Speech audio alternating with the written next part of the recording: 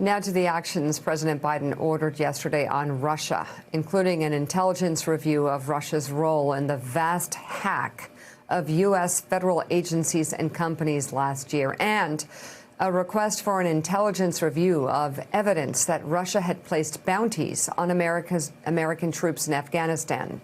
Biden also instructed his new Director of National Intelligence, Avril Haines, to provide an assessment on the Kremlin's role in poisoning Russian dissident and opposition leader Alexei Navalny, who was jailed earlier this week after returning to Russia from Germany. Biden's incoming national security advisor has called for Navalny's release from prison. The BBC's Katty Kay is still with us, and joining us we have correspondent for GQ magazine, Julia Ioffe, and staff writer for The New Yorker, Masha Gessen, whose latest piece is entitled Alexei Navalny's Fearless Return to Russia. And Masha writes in part this: with his return to Russia, he has shown the regime's utter lack of imagination and inability to plan ahead. He has also shown that, contrary to the Kremlin's assertions and to conventional wisdom among Western Russia watchers, there is an alternative to Putin. Politically, Navalny was not a candidate who could have unified Russia a few years ago. He has a history of espousing nationalist views that made much of the intelligentsia weary of him. But he has shown that the alternative to Putin is courage, integrity, and love.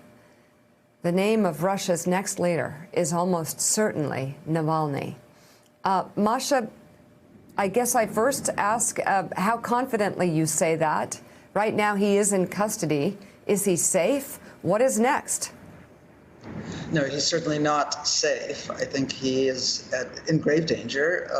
We know at this point that the Kremlin has tried to kill him, and we know that the Kremlin has done something that probably would have been afraid to do at any other point in history, which is jail him so obviously in retaliation for his work, right? So no, I think he's in extreme danger. Willie. Masha, it's Willie. Can you describe, because I'm not sure we've fully captured in the coverage here, the level of courage it took for Mr. Navalny to board that plane and come back to Russia after knowing that once the Russian government had tried to kill him and that there was a reasonable chance, as you say, that they would try again. Can you just talk a little bit about his decision to come back and what it means to Russia? So Alexei Navalny had left Russia in a coma after an attempt on his life. He had become sick on a plane from Siberia to Moscow. The plane made an emergency landing, and it's almost a miracle that he survived. Once he was airlifted to Germany, which also took some doing, it became clear that Russia had tried to poison him with the nerve agent Novichok, which is a chemical weapon. And he conducted, in conjunction with the investigative journalism outlet Bellingcat, an extraordinary investigation where he basically found the 8 people who had been trailing him for 3 years around Russia and who made the attempt on his life. So not only did he survive this murder attempt, he also provided the proof of his own attempted assassination and named the people, and the ultimate organizer, who he believes, with very good reason, is Vladimir Putin. After he declared his intention to return to Russia, which he did once he started talking to the media in early October, after 5 weeks in a coma, Russia said that, and once he said that he was going to fly to Russia in January, Russia immediately said that they were going to jail him. Now, with past enemies of Vladimir Putin, this kind of threat has worked. Nobody flies back to Russia to go to prison, with one exception. Mikhail Khodorkovsky, the oil tycoon, who was warned, flew back to Russia and spent 10 years in prison. So this was a credible threat. And yet Navalny said, I'm not staying out, I'm not going to become a political emigre, because that's exactly what they want. And he went back to Russia, and he was arrested live on camera. It was the most incredible thing, right? There was a gaggle of journalists following him when he was trying to go through passport control a group of policemen came and seized him.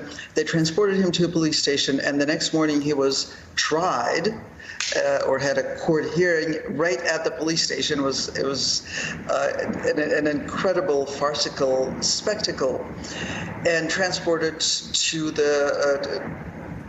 to a jail in Moscow, which also happens to be the jail where Sergei Magnitsky, an accountant, was tortured to death 10 years ago. So we know that the threat against him was credible. We know that they tried to kill him. We also know that people have died in Russian jails. He is in grave danger, and he knowingly took this risk. Well, I appreciate you laying it out that way. It's important to hear the full scope of what he's been through, where he's been, to appreciate the courage it took to come back. So, Julia, what is his objective now in coming back? We know he wants to inspire some kind of political activism in Russia, to be a thorn in the side of Vladimir Putin and his government. Will it work in a country that has so effectively squashed dissent? Well, despite the consistent and constant tightening of the screws against the opposition and removing any kind of potential rival to Vladimir Putin from the field, and serving several short stints in jail, despite the fact that his younger brother was essentially held hostage in a Russian prison camp for 3.5 years, Navalny has managed to build a massive organization around himself, a media organization, basically a journalistic organization, right after he was arrested. It was kind of incredible that it looked like he was releasing basically his biggest investigation, corruption investigation to date. Hey, thanks so much for watching our YouTube channel. You can follow up on today's top stories and breaking news, or catch up on your favorite MSNBC shows all in one place. Download the NBC News app today.